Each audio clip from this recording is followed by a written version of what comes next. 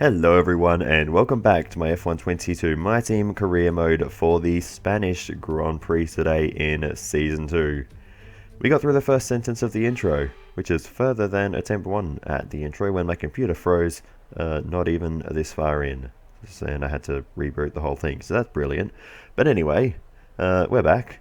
So we as always start things off with the Pirelli Hot Lap Challenge. The Drift Challenge was available for this one.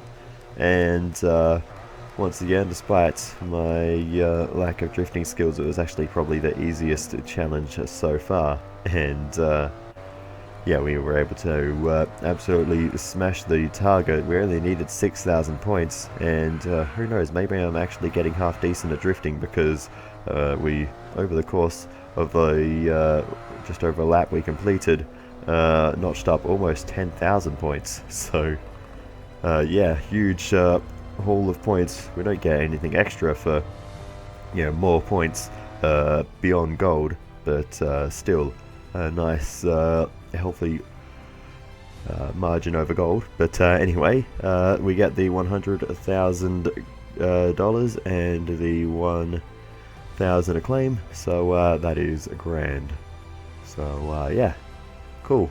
So with all of that done, let's head in to the F1 weekend itself. We'll get into qualifying. Last time out in Miami, the race, nor qualifying really, went to plan. Both were spoiled by the rain. But here in Spain, there is no rain, and I shall refrain from too much rhyming.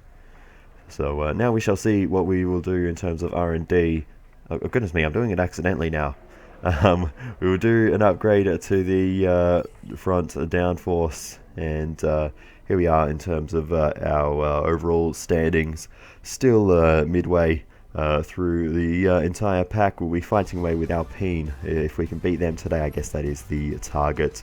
We skip straight onto the end of Q1. I think we can sort of fairly confidently do that now. And we both, myself and Alonso, get through. It was a bit... we had to do 2 laps. It was a bit marginal, and I am thankful we did do 2 because that first lap we did wasn't good enough. So we did have to burn up a second set of tyres to get through, but when it was said and done, getting through was the main thing. And it's does limit us in Q2 and Q3 to just 1 run in each of the sessions. So yeah, we'll just see how it goes, and hopefully that doesn't cost us too much. But this is our, of course, 1 lap to get into Q3, and we'll see where it puts us. We go P6 for now. Not everyone has set a time. We'll see where it stacks up at the end of the session, though, and it is not good enough, nor is it for Fernando Alonso. He goes P12, and we are down at the bottom of the timesheets. Our lap was no good at all.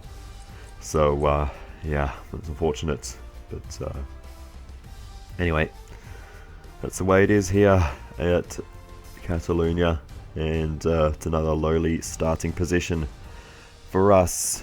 I think we have more pace to show, though. Fernando Alonso beating us in qualifying fairly convincingly, a couple of cars between us, so there's more pace in it. We'll do something aggressive in terms of strategy, maybe something a little bit unique, and see if we can invent our way to the front. Welcome along then to what promises to be another fascinating Spanish Grand Prix. It's a race which saw Max Verstappen take victory on his first ever appearance with the Red Bull team in 2016, after that dramatic coming together of Lewis Hamilton and Nico Rosberg. Will we see more moments for the scrapbook here today? The Circuit de Barcelona Catalunya, a track that will certainly force the drivers to push themselves. It consists of a very impressive main straight going into turn 1. It's a straight that also offers a DRS zone, so it's likely to be a hotspot for overtakes. It's time to take a look at our starting grid for today's race. World champion Max Verstappen starts from pole position, and it's Charles Leclerc in P2. Looking at the rest of today's grid, we have Norris, Sainz, and Sir Lewis Hamilton, and Perez, Ricciardo, Ocon, Stroll, and Pierre Gasly, Fernando Alonso, Sonoda, Kevin Magnussen and Tictum. The scientist, Oscar Piastri. George Russell, they've taken a grid penalty, and Nicholas Latifi. Deruvala, Albon, Joe, and Mick Schumacher. It's almost time for those 5 red lights to go out then. Let's see who can prevail today. It's race day yet again, and joining me for a chat is Natalie Pinkham. Now, our racers are certainly in for a rough day today. What will you be watching for as they go down into turn 1? Well, the start of the race is always one of the most nerve-wracking parts. You have to hope that everyone is able to get a clean start. And this is possibly the trickiest part of the entire race. So many drivers in such a small space. And finding your braking point into turn 1 as well. It's testament to the driver's skill that there aren't more incidents. Alrighty, so here we are on the grid then for the Spanish Grand Prix. And in terms of strategy, looks like the one stop is the way to go. Softs to mediums, quite rare that the one stop is the fastest way to do it. And looking at the options, yeah, softs to mediums or mediums to softs seems to be the way to go. So we're going to switch it around, go mediums to softs, finish the race fast, and see if we can do something that way. So yeah, we'll see what we can do. Looks like we're one of the few starting on mediums, so yeah, we'll see what we can do as we go to the 5 red lights. And it's a lights out then, and away we go for the Spanish Grand Prix. It's a bad start for us though, as we immediately start dropping back and losing positions. We were elevated 1 by a grid penalty, but we've immediately lost that though. Big lunge down the inside, slight contact there with Pierre Gasly, but I don't think we have any damage from that, as we now run side by side and make the move stick. And now trying to hold on, a little bit sketchy through turn 3. And yes, we do get away with no damage after that contact with Gasly. We hold off Magnussen and Sonoda behind as we were battling with them. Now lunge round the outside of Gasly, and we make it stick all the way around the outside up into P11 now, so that's 4 places gained off our grid slot. And now we'll just take a look visibly on the outside of the car, and yeah, it looks fine. So thankfully we got away with that little scrap down into the first corner, but Gasly is not hanging around. He's got to try and make the move down the inside into the first corner, but look at our straight line speed.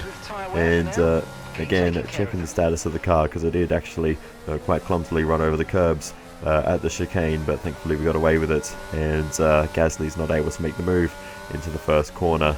Our straight line speed is really saving us, and now we've got double trouble because George Russell is joining the bubble. I should stop the rhyming. He's joining the party and is fighting away with us, as well as Pierre Gasly. So yeah, it's going to be increasingly more difficult. I guess Russell was probably the one with the grid penalty that elevated us up into P15 on the grid. And holy macaroni, that was a dive bomb by George Russell. It didn't work out for him. He went way too deep, and in the end we get the position back from George Russell, although we continue to scrap it out through the final corner, and eventually he gets the move done. Although nice little slipstream for us, and he may be able to get Russell back down towards the first corner. To the inside we go, late on the brakes, super late, and we may have gone a bit deep there. Russell on the outside, we give each other room though, and now we're running side by side through turn 3 all the way around the outside, and we're going to just about hold off George Russell. I don't know how we quite managed that one, but we did, and George Russell remains behind us for a little bit longer, and in fact he's gone into the pit lane, so I'm not exactly sure why. He may have got a bit of damage from all that scrapping away, but yeah, or that was potentially a scheduled pit stop. I didn't actually know. I don't know what strategy he is on, but yeah, you can see some pit stops are beginning to be made. Some people switching to the medium compound tyres now, so yeah, they will be probably finishing the race on those tyres, potentially, given that you can do the one stop around here. Meanwhile, we are holding off the Alpine cars, both of them, Esteban Ocon and Lance Stroll behind us. And the reason being is not far behind these two, we have Fernando Alonso, or pretty soon we will have Fernando Alonso, not far, oh, here he is, coming to join the party now. And I'm trying to hopefully get Fernando Alonso to get past these two. It's proving to be a trickier task than I at first thought, but if we can get Alonso through, that will get a lot more points for our team versus Alpine. So that is what I'm trying to orchestrate here. It's yeah, as I said, proving to be a difficult task to get both Alpines out of the way for Fernando Alonso without letting them past myself. New strategy option, we will not be taking that. We'll stick with what we agreed upon at the start of the race. But yeah, we're trying everything we can and just seeing what we can do. But yeah, everything we're trying at the moment. Alonso now trying to make the move around the outside of Esteban Ocon as we tried to make Stroll take the DRS line first, but that sort of put him too far ahead and just out of reach for Fernando Alonso, and now we might have lost the position to Lance Stroll. Alonso wasn't able to make the move on Ocon despite getting alongside, and now we make the big lunge on Lance Stroll, and yeah, this is getting all very scrappy now, but in the end we all kind of end up where we were before. It's myself at the two Alpines and then Alonso behind, and yeah, this just continues lap after lap. We're not really losing anything by doing this. Ahead are the Red Bulls, the McLarens, the Mercedes of Lewis Hamilton, and the Ferraris. You know, they're not cars we're fighting against. As speaking of McLaren, that's a McLaren up in smoke. Lando Norris out of the race with a mechanical failure. Unfortunate for the British driver. He's not taking any further part in this one. That's a free position for us though. But yeah, they're not cars we're fighting with. They're too fast for us. We're never going to be, you know, keeping up with them. So, you know, this is our battle. So we're not losing anything by, you know, trying to manipulate this one a bit. So we might as well. So we'll see what we can do as we continue to try our best to get Alonso through, and he's finally gotten past Esteban Ocon, so maybe this is our opportunity. He's gotten through, now we just need to escort Stroll wide. We've done that. Alonso through on the inside, and now he takes the lead of the battle pack. Stroll's got us as well, but that doesn't matter. I think we can get Stroll back in a few corners time, but Alonso's through on the Alpines, and now he can take off into the distance. I think he's got the pace to do that. He just needed the clear air, and I just didn't think he could make the overtakes on his own. But thankfully, he's finally been able to clear the Alpines, and we eventually are able to make the move on Stroll ourselves. And now we can finally get back into a rhythm. We've dropped well away from the lead pack, but that doesn't matter. We were never in that battle ourselves anyway. We come into the pit lane then eventually for our one and only stop in this race, and we'll be going on to the soft compound tyres as I mentioned, and they'll take us to the end of the race. We've gone a long way into this one. We've been skipping through it quite rapidly because despite all the scrapping away, there's not really been a lot of real action in this race. Just a lot of it's just been holding up the Alpines, but nothing particularly exciting has been going on. But the Alpines actually made a second pit stop, which put them back with me, and I was actually quite surprised by that. I thought they would be on a one stop, so I thought I'd have to chase them down, but I'm actually already ahead of one of them, and Lance Stroll behind at Piastri there, and it's not long before we catch up to Esteban Ocon and a move around the outside through the chicane. Who says you can't overtake in Spain? Because we just made an overtake at quite possibly Formula One's worst corner. Goodness me, I did not expect to be doing that. But there you go. Esteban Ocon, watch out. But now we have to watch out, because as the race goes on, these soft tyres begin to fall off. I think they started to overheat, and yeah, the medium tyres for Esteban Ocon obviously just got better and better compared to ours towards the end of the race. So we did start to feel the pressure towards the end, and Oscar Piastri as well, to be fair to him, started closing up to this battle as well. I don't know what happened to Stroll. He dropped away a little bit towards the end, but yeah, we really fought off Ocon quite hard towards the end, squeezing him towards the apex there, but all fair racing. We made sure to leave him a bit of room to work with, but he backed out of it in the end and didn't make the overtaker. Sergio Perez now with an issue. A lot of smoke coming out of his car, and the title defense for the Mexican just keeps getting worse and worse. Not really his fault, just no luck for him. And yeah, that is going to be a free position for us. Not yet, but Green flag. it will eventually. No opportunity for Ocon that lap with the yellow flags out in the first sector, and eventually we will get that free position from Sergio Perez up into P8 now. So this is turning out to be a pretty solid race for us. P6 and P8. George Russell's jumped us, Well done. of course, as we probably expected, but Fernando Alonso is doing a pretty decent job at holding off George Russell at the moment. So we'll see how that goes. But you know, one would potentially expect Russell to eventually make that move. At the moment, we are doing our absolute best to hold off Esteban Ocon, but he is all over us at the moment. Piastri's actually just got him though. So Oscar Piastri making the move in the Haas, and Piastri up into 9th place now. Okay, gap ahead is 31.6 seconds. So Oscar Piastri doing a great job and potentially bringing home 2 points for the Haas team, which is huge for them. So we'll see if he can hold on to that position. Meanwhile, up the road, Max Verstappen crosses the line to win the Spanish Grand Prix and extend his championship margin. He's dominated this season so far, has the Dutchman. And after losing out in the championship fight last year, he is back on form. We cross the line to take a healthy 8th place. And overall, fairly decent race for our team. P6, P8. Alonso held off Russell very well at the end there.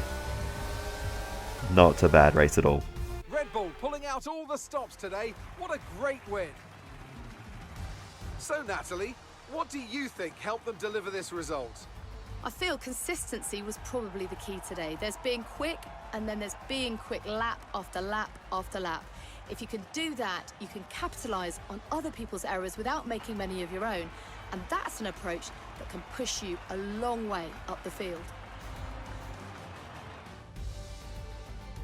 Red Bull put up an outstanding fight for the front position today, and it's great to see it paid off for them. They do so much for the sports that you can't help but be delighted by today's race win.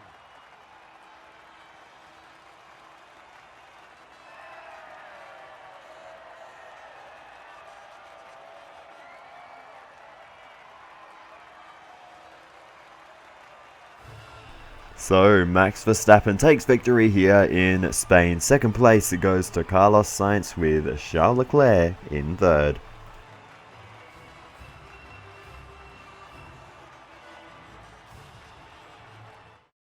And after this round of the World Championship, here's how things look in the drivers' table.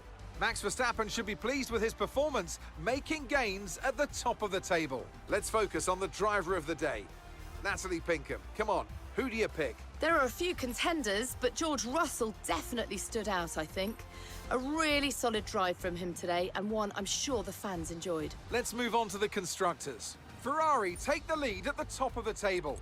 After an event like that, who knows what the sport has in store for us next time out? Be sure to join us once again as we continue to bring you all the excitement of Formula One. Alrighty, let's have a little run through the finishing order, and then we'll look at the drivers and constructors standings. Max Verstappen, Carlos Sainz 2nd place and fastest lap for his home race. I didn't even mention that it was Alonso's home race. Somehow I managed to forget that at the start of the video, but anyway. Charles Leclerc P3 ahead of Lewis Hamilton. Danny Rick P5 ahead of Fernando Alonso. Solid results for him and for our team ahead of George Russell, just holding him off in the end ahead of us. And then Oscar Piastri and Esteban Ocon rounding out to the points finishers. Stroll just missing out ahead of Yuki Tsunoda. Pierre Gasly, Kevin Magnussen rounding out the top 14. In terms of the drivers' standings, Max Verstappen, of course, continues to eke out the margin. Carlos Sainz, 29 points behind him and moving himself up into second place ahead of Charles Leclerc, 32 points behind. We drop a position into P6 now behind Daniel Ricciardo. In terms of the team's standings, Ferrari now take the lead from Red Bull with Sergio Perez dropping out and Ferrari double podium. They are now 6 points ahead of Red Bull, so yeah, they are looking pretty strong. Their cars have decent pace, and you know, with a few upgrades, maybe they can still fight back this season because they have the lead for now. But yeah, for us, we still sit P5 in the team's championship behind Mercedes, ahead of Alpine, and yeah, we're convincingly ahead of Alpine. We don't need to worry about them. Currently 5 points behind Mercedes, so our target will be to try and close the gap to them in the coming rounds. But anyway,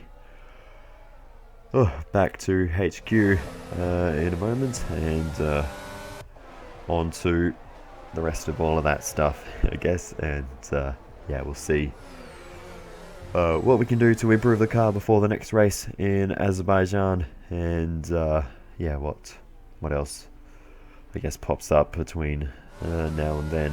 But yeah, overall the Spanish Grand Prix, fairly successful one, decent points haul, and overall I think we can go home pretty happy with our efforts here.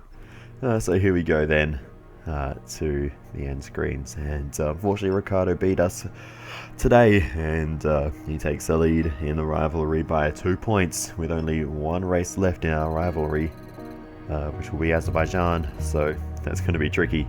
He's pretty good around that circuit, is Daniel Ricciardo, so we may need a stroke of luck to win the rivalry overall, but we'll see how it goes.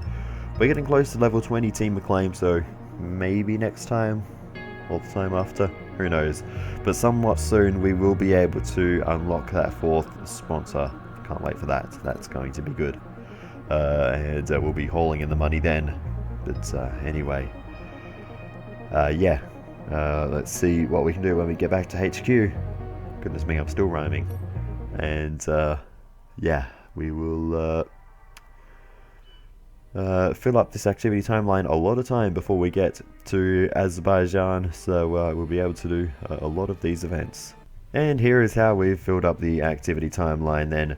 We're going to do the chassis equipment upgrade for some improved morale in the chassis department, as well as some resource points. We're going to do the sponsor advertisement drivers for some improved team acclaim, as well as some cash. We'll do the visit sponsor headquarters for more team acclaim. We'll do the race simulations for improved awareness and experience for Alonso, as well as the simulator training for Alonso, which he will boost his experience and focus. Not that the improved experience will do anything, because his experience is already 100, but the improved awareness and focus definitely will. Goodness me, that was a lot to say. Anyway, we're going to get this diffuser refined straight positions upgrade onto the car in time for the Azerbaijan Grand Prix. It's a rear downforce upgrade. So we go through the timeline then towards the next event. We get an upgrade to the weight redistribution, I believe that was, the fuel tank positioning upgrade going onto the car. Get a new batch of money and resource points flowing in. We have $9 million now, and you know, we have a bit of time before we have to re-sign Alonso for the next season, for the next half of the season. So I thought, you know, our powertrain facility is in need of an upgrade. It's still spec 1.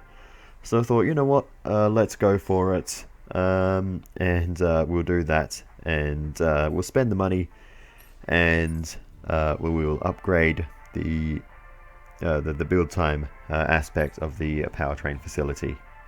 As we go through the timeline again, marketing. A reporter has asked to interview you. Department event. Ask the drivers. We have been asked to be interviewed. Decline. No, we will accept. So yeah, let's see what this is all about. While its popularity is gathering pace, what do you think F1 can do to capture the imagination of the US? With NASCAR and IndyCar, Americans are already huge fans of motorsport. I see no reason why F1 can't become just as popular. If things don't go right, how easy do you find it to put them behind you and move on? Often your performance doesn't match your expectation. You need to learn to come back stronger for the experience. The department wants me to pass on their thanks for helping out. And that is it. That seemed slightly pointless. I'm not sure what we actually get from that, but regardless, we did get an achievement, so that is that. But anyway, we get the diffuser upgrade, so that is nice. A bit more rear downforce for us in Azerbaijan, which is great, and further improvements to the car are always good. Not enough R&D points to do anything else at the moment, so we continue through the timeline then towards the Azerbaijan Grand Prix, and more resource points. Probably still not enough to do anything with, unfortunately not, so back to the timeline. And our upgrade failure to the front wing upgrade that we purchased, we can fix that, but it won't be on the car until the British Grand Prix, unfortunately. So yeah, that was unfortunate, and that won't be on the car for a few episodes, but anyway, we will get that eventually, and yeah, we'll have to wait for that one. We were expecting some new developments to come through, but some of them have failed quality control. Yes, we know. A successful upgrade though to the rotor speed upgrade, and that is on the car. I guess that's probably a ERS upgrade, so that will be a nice little boost for us. And Fernando Alonso in Azerbaijan, going up and down the straights there, a little bit more power for us, which is awesome. And yeah, that is I think just about it for this one. We are ready for the next round, really. So yeah, I think that is going to do it for this one. I'll say thank you so much for watching all the way to the end. I really do appreciate it. Feel free to give me some feedback in the comments. It is always very helpful. And other than that, I will see you next time, and goodbye.